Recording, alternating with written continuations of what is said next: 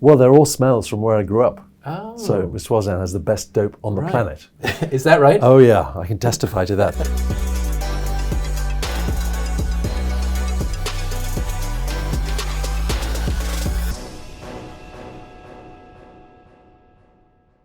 Welcome again to another Newsweek conversation. I am here with Richard E. Grant. Welcome. Thank you very much, James. I always love to start these things with sort of a little introduction of the things that people have done and where they're from. And you've like you're dead. No. Well, like I'm dead. You hear these things and you go, oh, have I done that? Carry on. Yes, not an obituary for Richard E. This is not the obituary for Richard E. Grant. Not just yet. You were born in Swaziland. Yes, now called Eswatini. Eswatini. Mm-hmm. You adopted England. You are an actor. I am. A director. Mm-hmm. An Academy Award nominee. I know, I can't believe it. You are an Academy Award nominee. You have worked with directors including Scorsese, Coppola and Altman. Yes. You have worked with actors that range from Steve Martin to Meryl Streep to the Spice Girls. Exactly. You are an author. Indeed. You are a perfumer. Absolutely.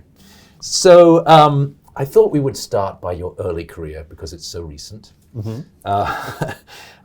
You grew up in Swaziland and you started acting in South Africa and then you moved to London. How did that all happen? I mean, Swaziland is the tiniest country. Is it the tiniest country in the Southern Hemisphere? It is the tiniest country in the Southern Hemisphere, the size of Wales. It's 120 miles long by 90 miles wide. It's really tiny. Wedged between South Africa, which was an apartheid fascist regime when I was growing up, and Marxist Mozambique on the other side. And then there was independent Swaziland run by the king of Swaziland in the middle of that. So there was an amateur theatre club. I did plays at school with Nelson Mandela's daughters. His father was in exile, in exile. He was in prison on Robben Island. Yeah. So we never believed that he would get out. We never really could see that apartheid in neighbouring South Africa would ever be liberated. And the fact that all of those things happened have been so life-changingly, life-affirming, despite the coronavirus and all the things that we have going on at the moment. For me personally, I thought that was just miraculous if that happened in my lifetime. Do you stay in touch with his daughters at all? Yeah, I saw them at, it's the most bizarre thing because at this premiere of Mandela the movie, I hadn't seen them since we were at school together. And it was as though no time had passed whatsoever because I was invited to introduce the film. And the most poignant thing happened, that as the credits started rolling, they stopped the projector and they made an announcement. They said, ladies and gentlemen, we are absolutely devastated to have to announce that Nelson Mandela has just died. And we'd just seen his life story. So it was very, very emotional for everybody in the audience and obviously for them. You have been incredibly open about some very dramatic things that have happened in your life. Absolutely. I'm going to read a few of them. Okay. And then ask you a question about them. All right, absolutely. You caught your mother in flagrante with another man.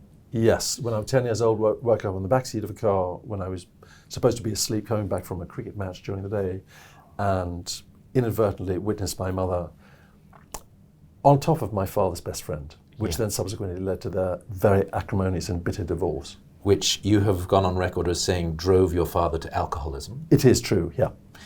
Your father at one point took a gun, put it on your forehead and pulled the trigger and only missed because he was drunk.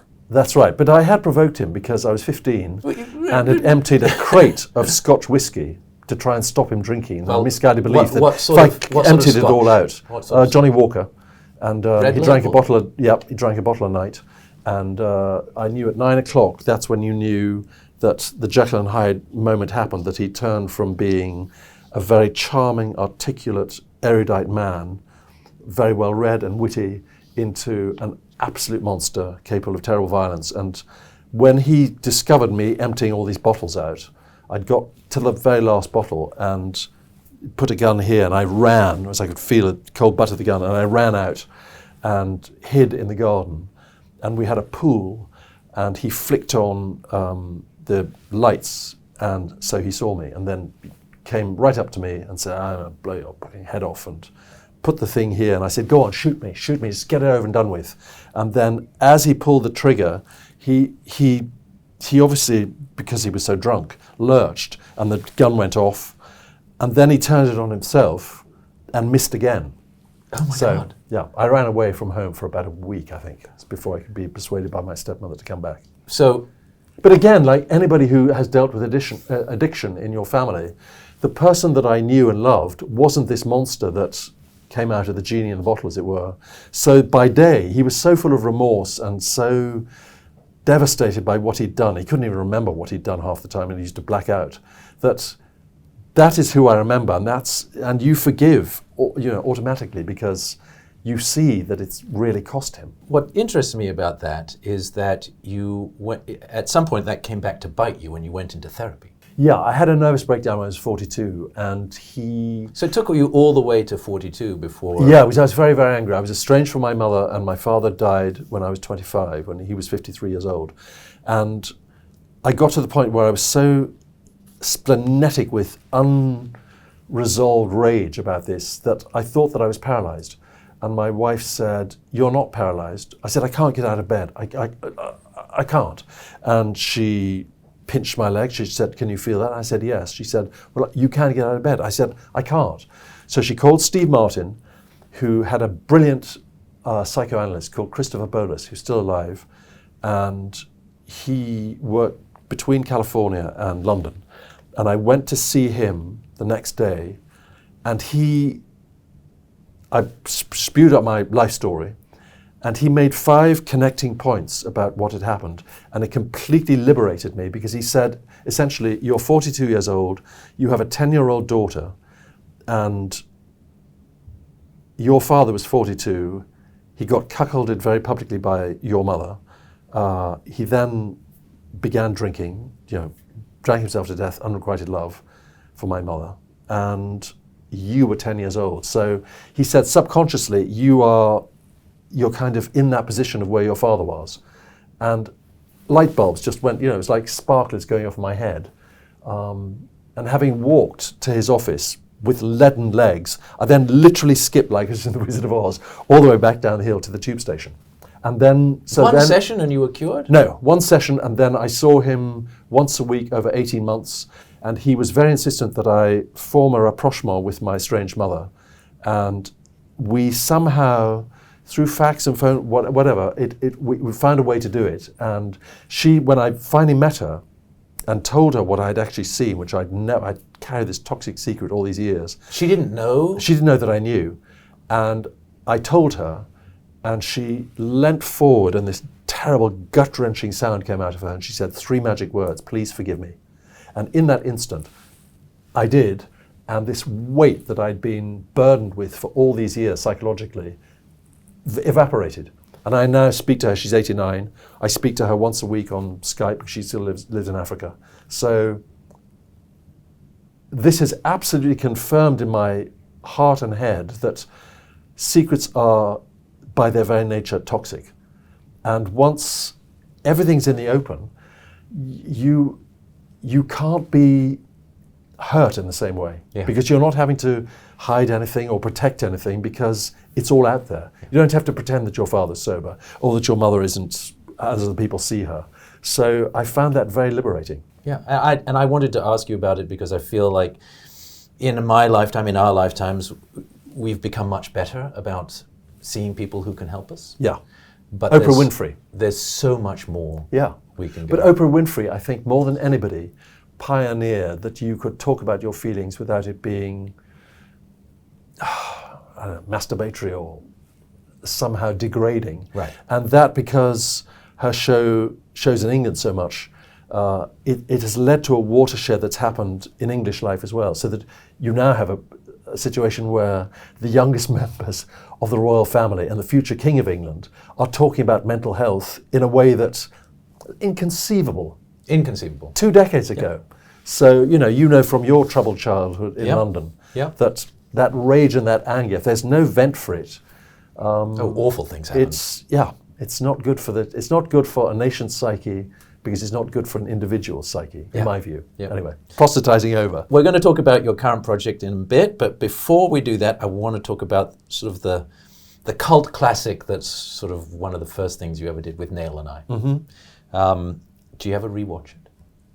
No, because I have found I've never got used to seeing myself on screen. And the best way I can put it is asking somebody to watch themselves rewatch a video or movie of them having sex, because it's the act of doing it where you are totally in the belief and the enjoyment of doing it. So then rewatching it, you're seeing all the bits that are wrong or you could have done better or whatever. So to watch yourself on screen is, I think it's unnatural and it's painful. You did something crazy at the beginning of the film, and I just wonder whether you would ever do something like that again at this stage in your career. You're allergic to alcohol, and you drank a bottle of champagne, and it made you incredibly sick. Right. Would you ever do anything like that again for a part, or was that just because you were young and foolish? And no, I think that, within reason, if it is not going to endanger your health, I think that's the nature of being an actor, that you are asked to do things and to take a chance and take a leap at doing things. So you would still, if that film came along and you hadn't done it and you were asked to do it again, you'd still go and do it again? Well, for one night, forcing yourself to get drunk, even getting over the fact that you're allergic to alcohol, then if somebody said, could you play an acid head? Would you drop some LSD? I'd be front of the queue saying, yes, please. Give it to me. All right, ladies and gentlemen, bring it down for Richard E. Grant. You have been a committed diarist. I have. And that comes back to your first question about, because when I witnessed my mother's adultery, I tried God, I didn't get a reply, so I gave up on that. And I couldn't tell anybody, I couldn't tell my parents, I couldn't tell my friends. So I thought that in order not to go mad, if I wrote it down, somehow that would make it that it really happened. And that is really what saved me, and until I had analysis. And so I've done it compulsively since. And because there was no television in Swaziland where I grew up, writing and reading voraciously are just a lifelong habit that perhaps if there had been television, I wouldn't have done that, because I would have been so easily distracted.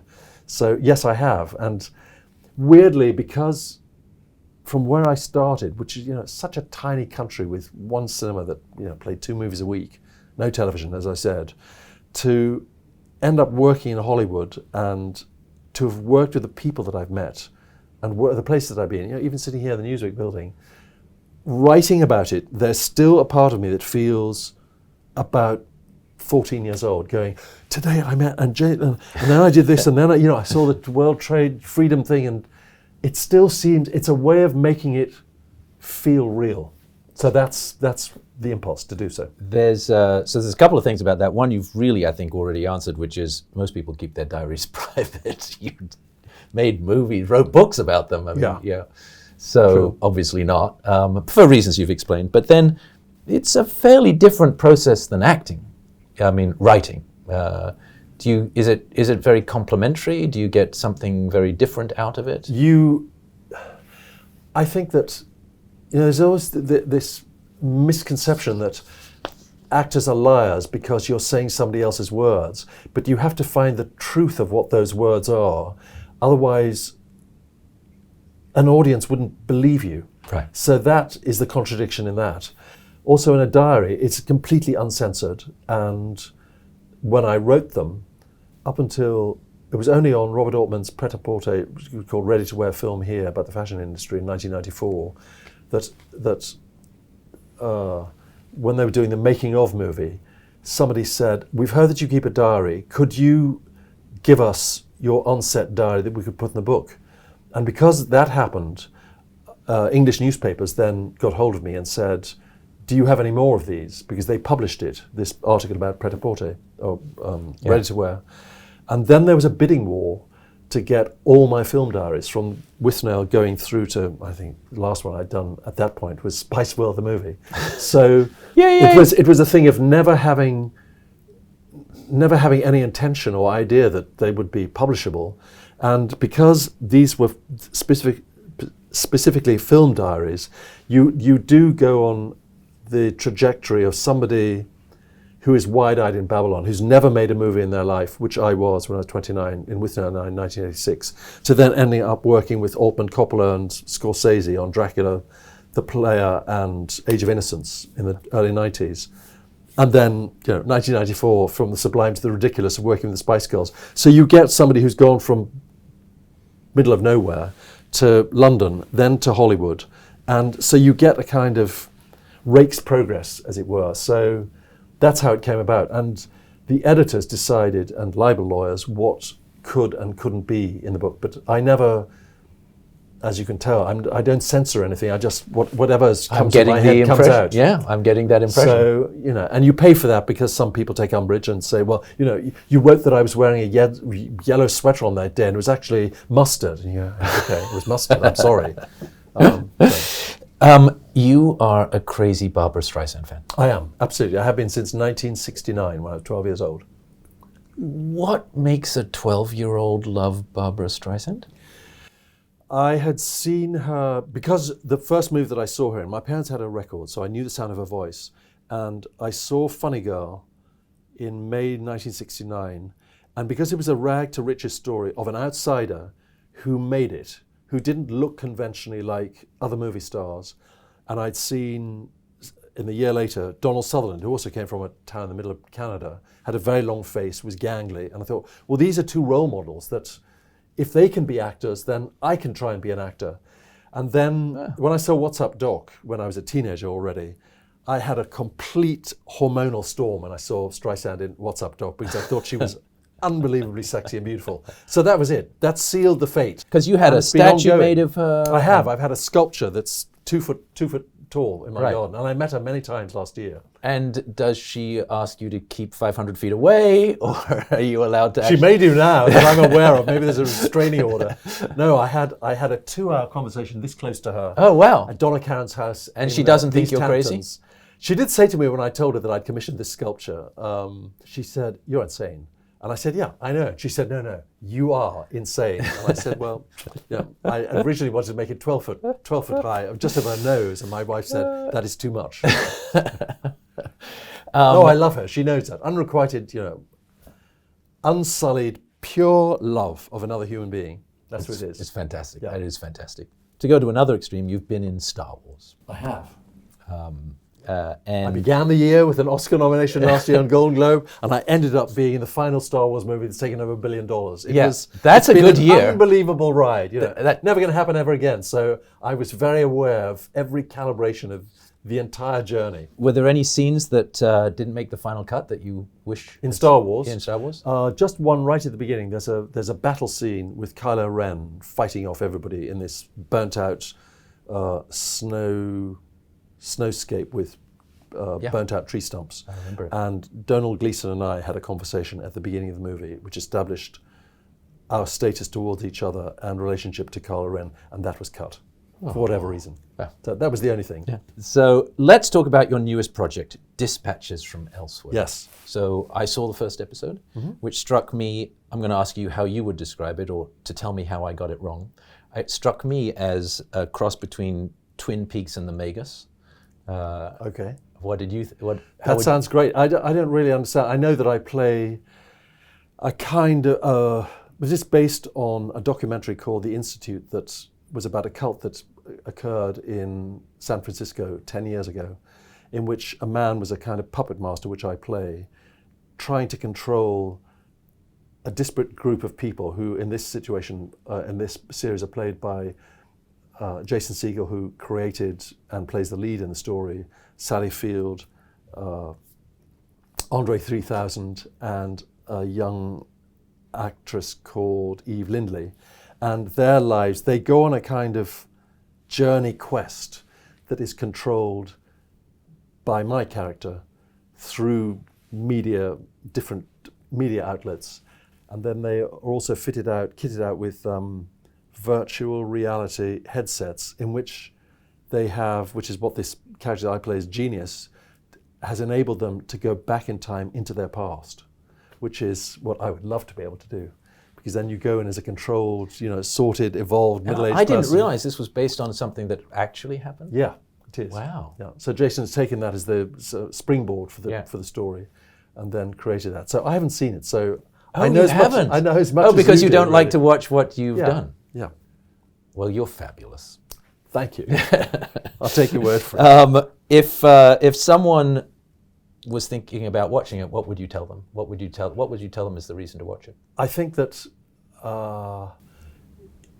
it's a mystery story in that what you think you're seeing is maybe not what is actually going on. And I think this is something that certainly I can relate to, where in an era of false news or fake news, it's that situation where you meet somebody and you think, gosh, they seem like this and they seem like that, and then you find out what's actually going on behind that. And in hindsight, you have a completely different perspective of what's actually gone on. And I think that's really, it's dealing with identity. Right. How we see ourselves, who we think of ourselves, and the mysteries thereof. Richard E. Grant, thank you so much. Thank you, fellow countrymen. Go see the new series, Dispatches from Elsewhere, AMC, Sunday night, 1st of March, 2nd of March, 10-part anthology. It's great. Thank you again. Thank you.